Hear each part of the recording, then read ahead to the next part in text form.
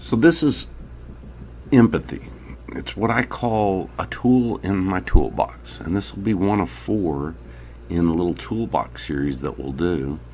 And what I want to demonstrate to you is a process that I went through in my own life by which I found a thing that was repeatable, and if I got good at using it and I named it a certain thing, I could pull it out when it was applicable. I knew when to pull it out, where to use it, how to use it, and I got better and better at using this, what I call my tool in my toolbox.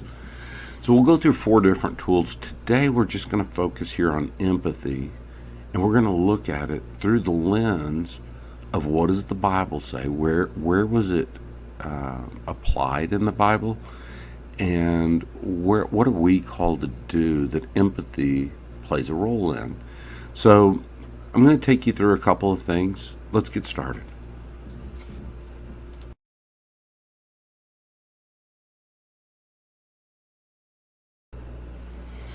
So empathy, I've learned empathy through practical application and necessity.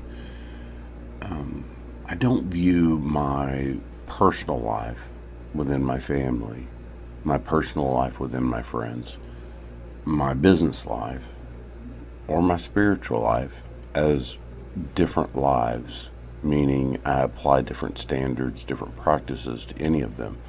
Once I became a Christian, there's an obligation placed on me to grow, right? And so, whether I'm growing my home life, my friend's life, my business life, or my spiritual life, those are one thing. And so, a painting was given to me when I was at a point of growth in my company from what we would call a small company to maybe a mid-sized company. And it was going to be a significant challenge. And I had laid out the big plan for a national expansion to the little local team. And here's what we're planning to do. Before we do it, I just want everybody to know here's what we're planning to do. And we're going to experience some pains in this. But here's the objective we're headed for, right? And after that, and before I started down the path, a painting was given to me by a dear friend and employee. And the painting was a ship, beautiful blue, navy blue ship in watercolor. I've put up a poster here of a ship that I could use and present, but this one was a blue one. It was a big sail on a big boat in a big storm. There was a caption down at the bottom. And the caption read, "I wish to have no connection with any ship that does not sail fast, for I intend to go in harm's way." And that painting sat on my wall for years, and I would be pacing my office, considering my options on something or another, and reflect over the beauty of this painting that was given to me. And I would consider, the struggle, right? The statement that referred to and the actions I needed to take. And it was just a nice thing to have as a reminder. And one day I looked at it and I saw, oh, that's from John Paul Jones. And I wasn't in the middle of a fight or a battle that day. And I sat down and I wanted to see the story of what is that story. So I'm going to read you that story from September 23, 1979.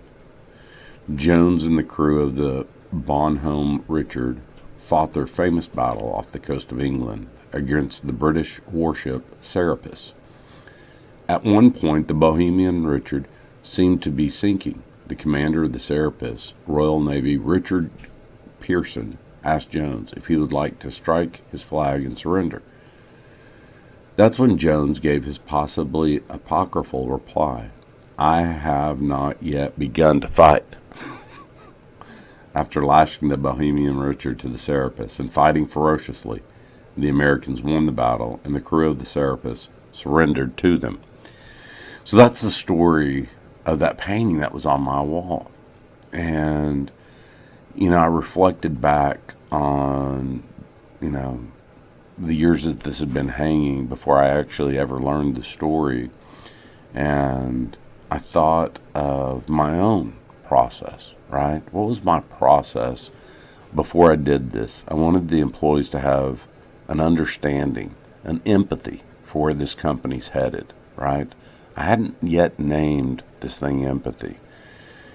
I had done hires that I hadn't fully explained the depth to the growth that we were about to undertake, and had made some mistakes. So I'd now driven my interviews to the right people looking for the mighty conquest, right? With that same drive, that same synergy that I had. But during the interview process, I changed my interview tactic internally in my own head. I needed to teach them, here's where we're going.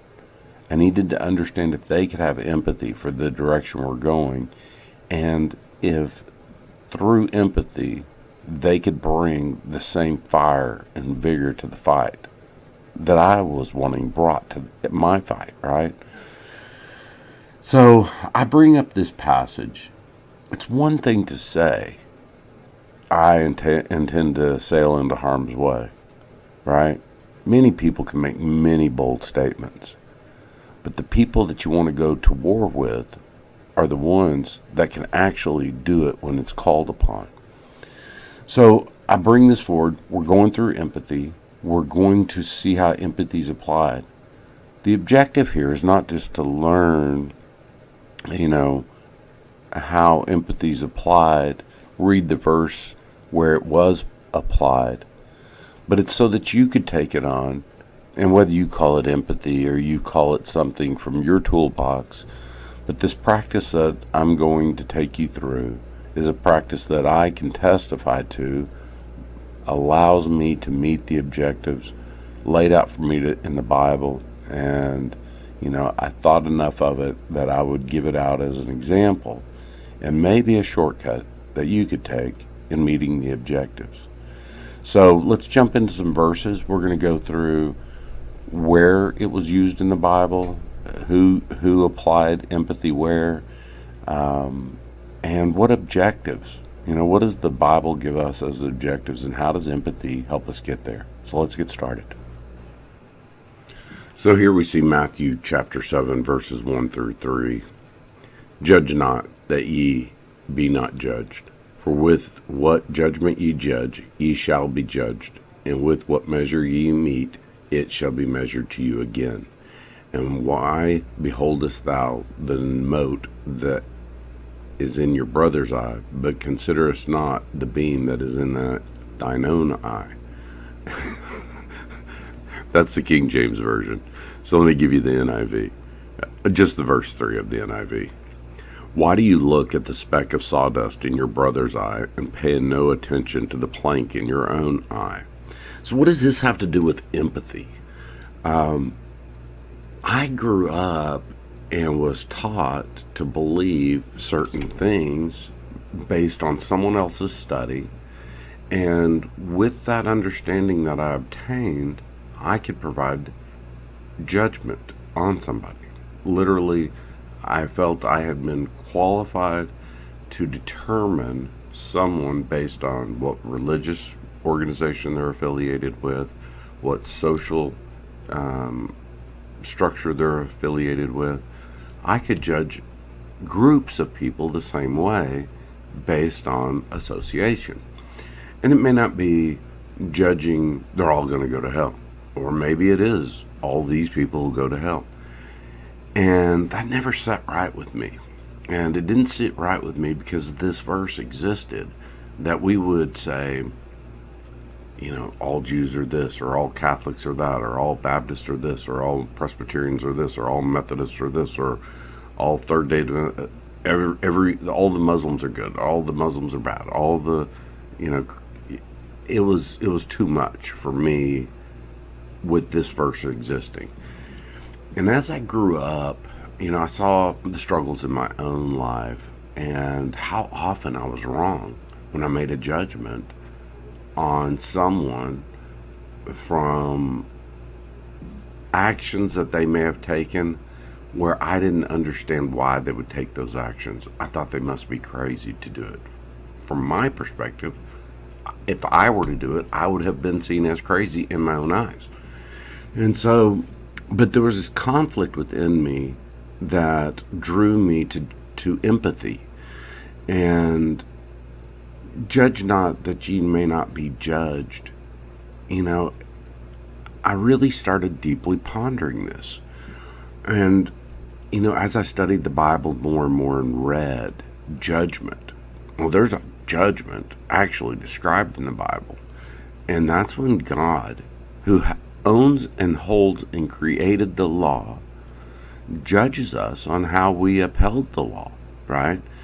Not only that, it's not just the things we didn't do, right? There's a definite, these were my laws, you kept them, you didn't keep them. There's sympathy for those that never knew Jesus but had kept the law, and those verses exist in the Bible. But what I came to understand is that myself, I haven't created a law that anybody else is going to break. So for me to sit in judgment over someone else for breaking my perceived law that I'm aware of, one, brings stress to me, right? I've now judged this person as a type A, type B, type C person, and that puts a barrier between me and them. It actually makes it harder for me, or easier, right? It could be a positive judgment I make on them.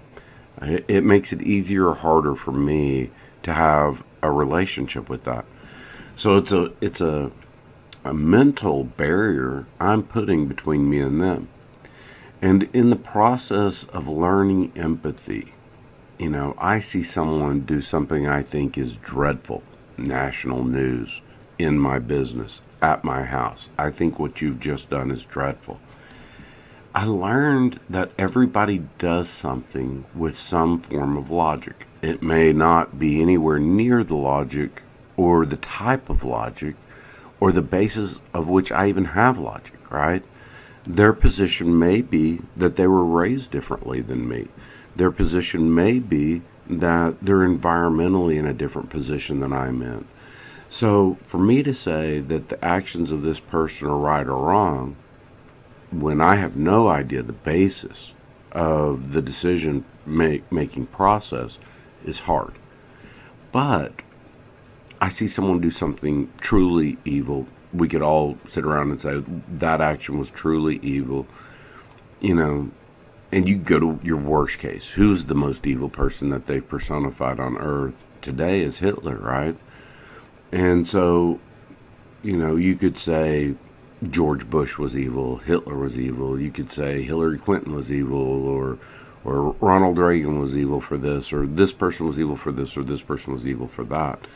But I think if you say, hey, wait a second, before I declare a judgment on somebody, I'm going to go and sit in their shoes. I'm going to consider myself Ronald Reagan's position in when Carter was president and we had hostages, right?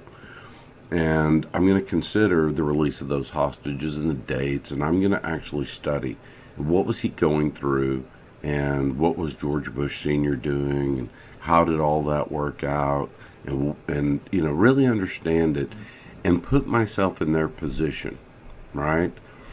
When Hillary Clinton says something and I agree or don't agree with it, I want to put myself in her position, see it through her eyes, and go, why is what she's saying today logical, right? When Reagan made several of his decisions that I today look back and don't understand the logic behind that, I try to put myself back in 1984 and go, if I were him at that time, what would the basis of my decision making be that would lead me to therefore make that decision? And so practicing this, I start to obtain the logic that someone would use. And you can literally use empathy for anything. I just brought up some political examples. I can give my wife comes in and says, something that I feel is completely absurd. Why hasn't this been done? Well, I've been at work for 8 hours and I just walked in the door, right? It's an absurd position in my logic. But if I don't say anything, if I don't retaliate, I'm tired. I got off a long day at work. My brain's baked. And now I feel like I'm being attacked as soon as I walk in the door. If I change it immediately, and I'm good at using empathy, I immediately can go, wait a second. Don't react the way old self would react. Let's deploy out of the toolbox empathy. And I turn and I look at her and I observe her hair's messed up. She's a little bit disheveled. She's got 4 projects in and underway. The one thing that I knew before I went to bed the night before I was supposed to do is what she's complaining about, right? Could easily have handled it before I went to work. And now it's something beyond her capacity to do. And it's been a roadblock that she's had to run around all day long while she's got all of her projects going on. And she's frustrated with me, I could have taken 5-10 extra minutes before I left for work and taken care of it and made her projects go that much smoother all day long. But yet, me procrastinating,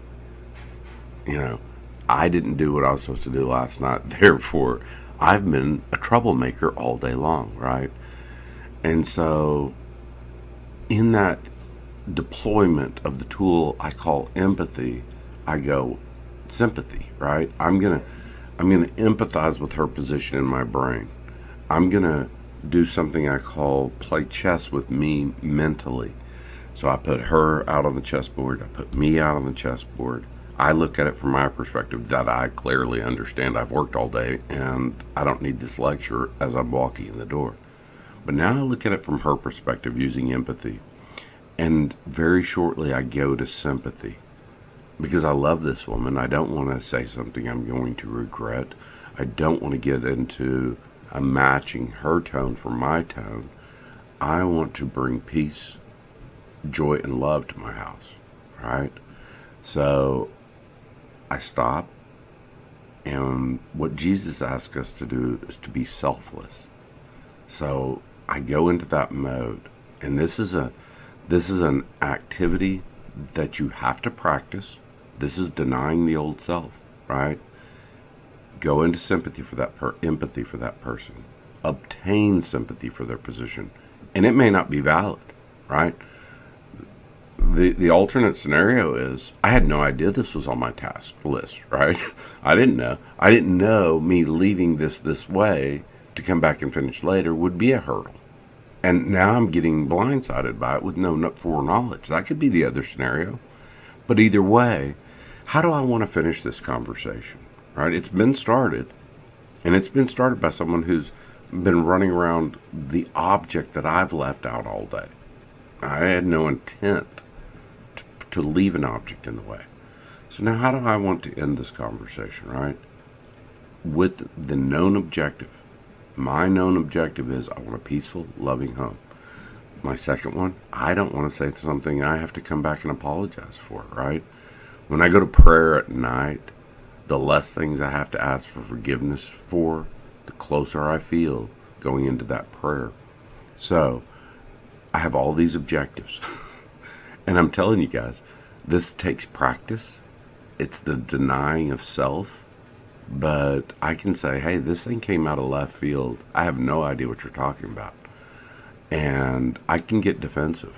Or I use empathy, sympathy, see her in all these positions, right, that we described. And then I go, hey, babe, you know what? I see what you've gone through today. I've got this. When I don't feel like I have it, I'm tired. My brain is fried. I didn't feel like getting my butt chewed when I walked in the door. But I muster up the strength. Muster up the strength, right? Is it really that hard?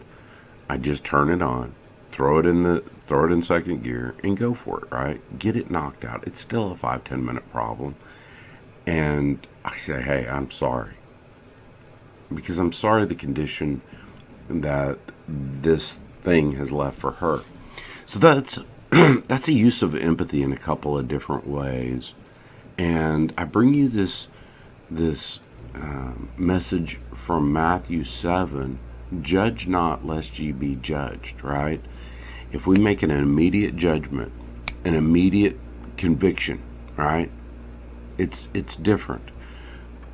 I tell you the other thing in judging, what I spoke of earlier. These aren't my laws. Let's say someone does something against you, right? Intentionally against you. Did they break your law or did they break God's law? I'm going to take us to another verse here and show you the mastery of empathy and judgment. So Luke 23:33 through 35, I look at not just for the words, right? We went through the words of John Paul Jones. It's one thing to say the words. It's a whole nother thing when you're in the moment to actually live the words you say. And I bring this verse up in the school of empathy, right? The master teacher is teaching us empathy. So what keeps us from empathy? In your life, what keeps you from having empathy for the one that's accusing you? I gave you some scenarios. For the one you're in conflict with, for the person on TV that brings you to anger, right? Who is that person that you go from a happy, loving, great day to a bad day, right? And how does that occur? Is that because, well, I can tell you in my life, I can tell you where it occurs in my life, or when it did occur in my life, or if it'll occur tomorrow. It'll be, I have a prideful position in something, and I give up my self-control to the control of someone else because I failed to have empathy for them. And empathy, sympathy, weakness, meekness, right? Those are all different things. So we're just going over empathy today. So I want you to have empathy for where Christ finds himself, right? He's been judged by the Sanhedrin. He's been judged by Rome. He's been judged by the people. So let's read this. We'll start in verse 33. When they came to the place called the Skull, they crucified him there, along with the criminals, one on his right, the other on his left. Jesus said, Father, forgive them, for they do not know what they are doing. And they divided up his clothes by casting lots. The people stood watching, and the rulers even sneered at him. They said, He saved others, let him save himself, if he is God the Messiah, the chosen one. Right? So what did Jesus do in all of this? When he's been beaten, whipped, spit on, cursed at by everyone, right? He's been wronged. He has every right to feel sorry for himself, to take pity on himself. But what does he do here in the hardest time to have empathy? Father, forgive them. So let's just stop there. Father, forgive them. He doesn't say, Father, I forgive them, right? There's many lessons in the Bible on giving forgiveness to those, right? There's lessons on the Jews got a temple. God didn't want them to have a temple. He was happy with his tabernacle, right? But they wanted one.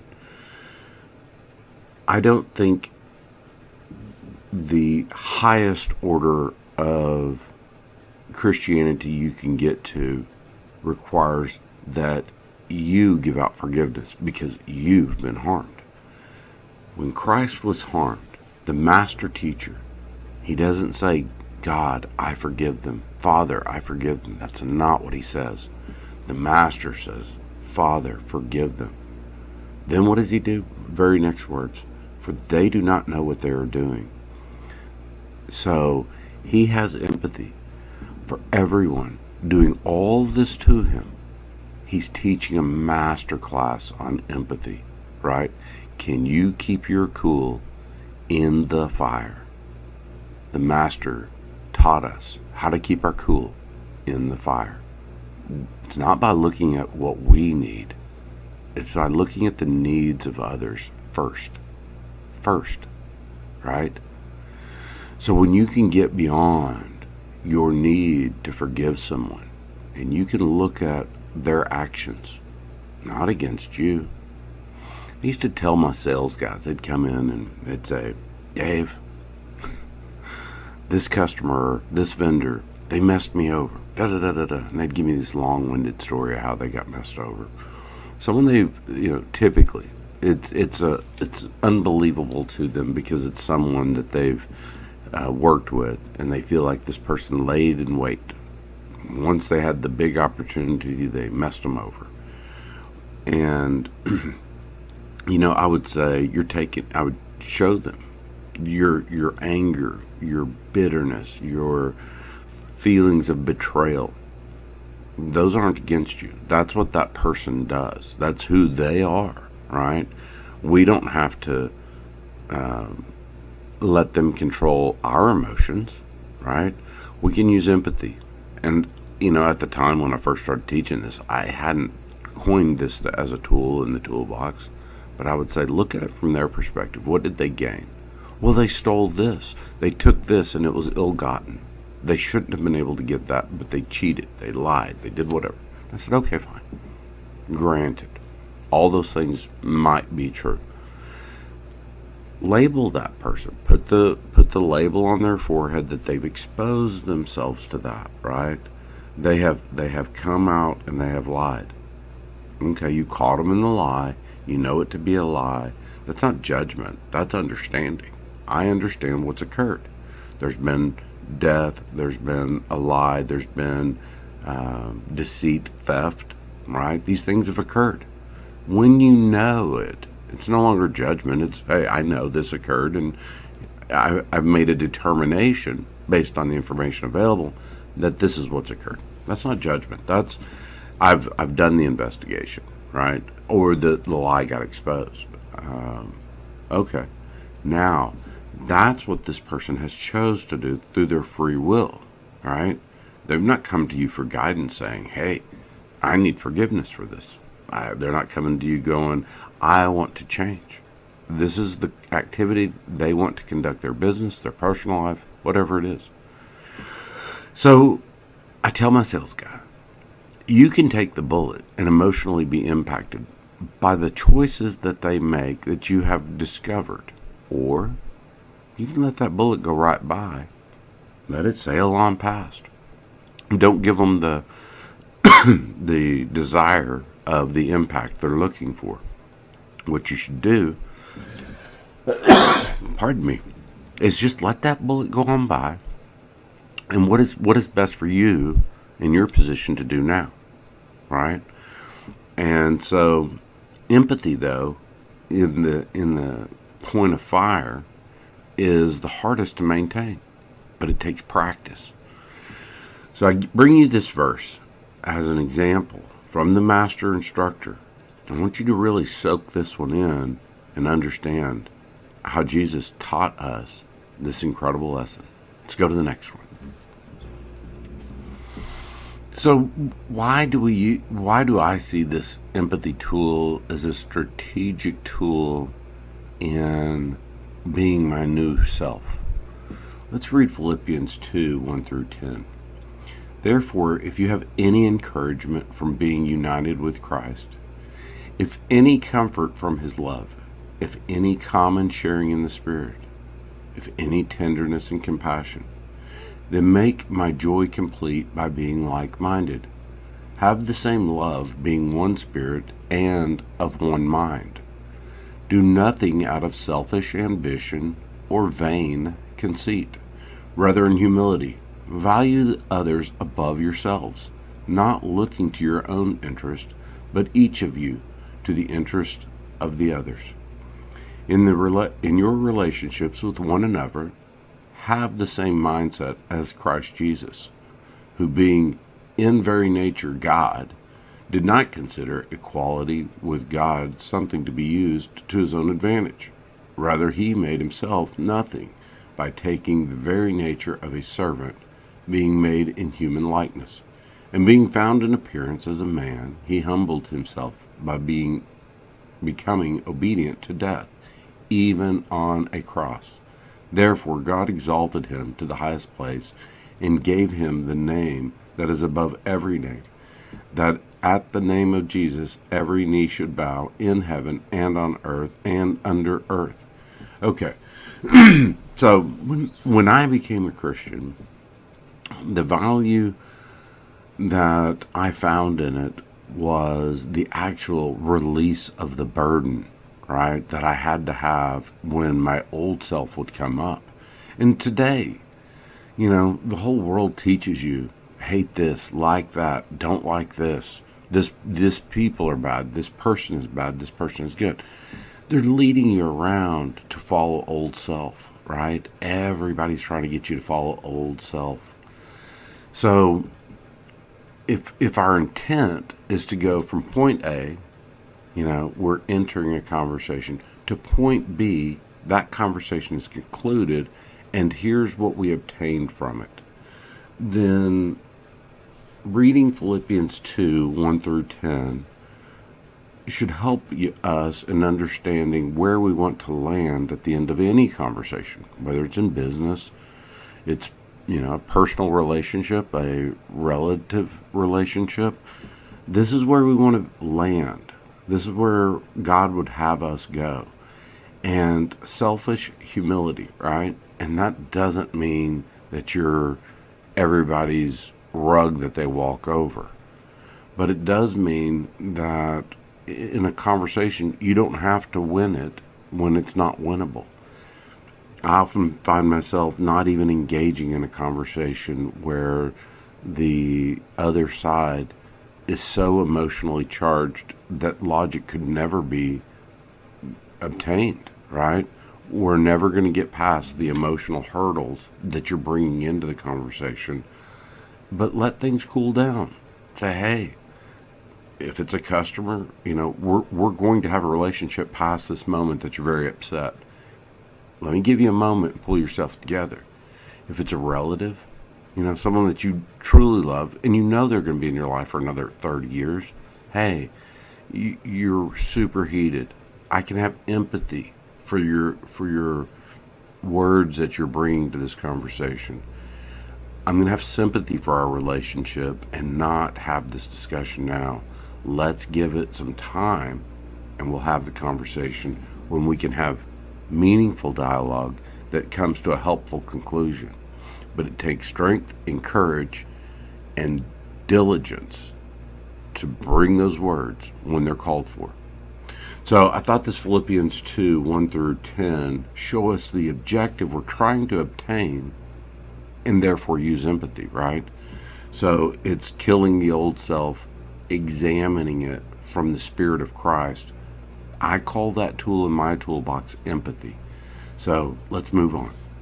So let's look at how Jesus used empathy in Mark 10, 17 through 18. As Jesus started on his way, a man ran up to him and fell on his knees before him. "Good teacher," he asked, "what must I do to inherit eternal life?" "Why do you call me good?" Jesus answered. "No one is good except God alone." So in this scenario, we see Jesus looking at this person's statement through the lens of that person, and he sees that person measuring themselves up to him, and he goes, "That's wrong." So his response is, "Why do you call me good?" Right? Are you trying to measure up to me? Jesus says to him, "No one is good except God alone." So I think this is a great example where Jesus deployed empathy. He looked at it from the person's perspective, realized what they're doing, and saw a better way forward. And you see it in his response. To jump over to Colossians 4:6.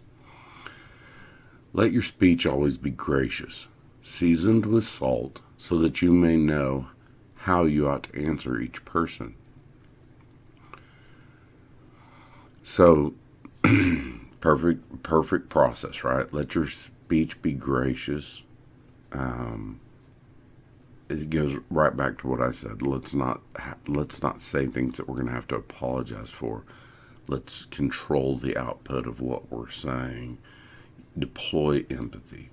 Once we do that and we see it through their eyes, we just saw where Jesus did it, right?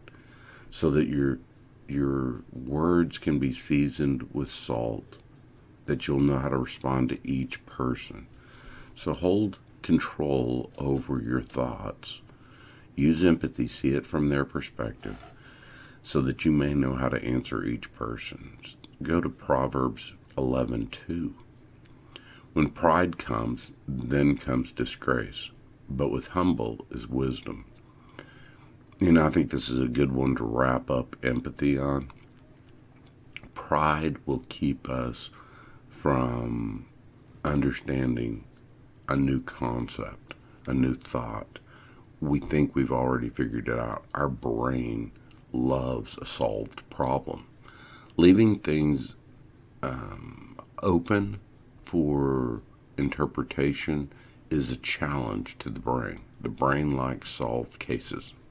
So, but when we say we know this is absolutely the end of it, this is the truth, and we don't leave room for additional data. The brain just it has a hard time. We have to practice leaving it open. And it's not leaving your mind open until your brains fall out, right? And there are things that you're going to come to as truths. But we should always consider new data. We should always look at it using the Holy Spirit that Jesus left us, right? He said, I'll leave you the Spirit of truth, and it'll be your advocate. Trust that. And trust that we can always continue to learn. Because when we come to the conclusion that we know it all, and our pride puts us into a seat of judgment on others, then we come and we find disgrace. But with humbleness comes wisdom. We've talked of the tree of life, right? When we eat of the tree of life, what do we produce? Wisdom. So I hope you enjoyed this study on empathy. I hope you have a great day. God bless you.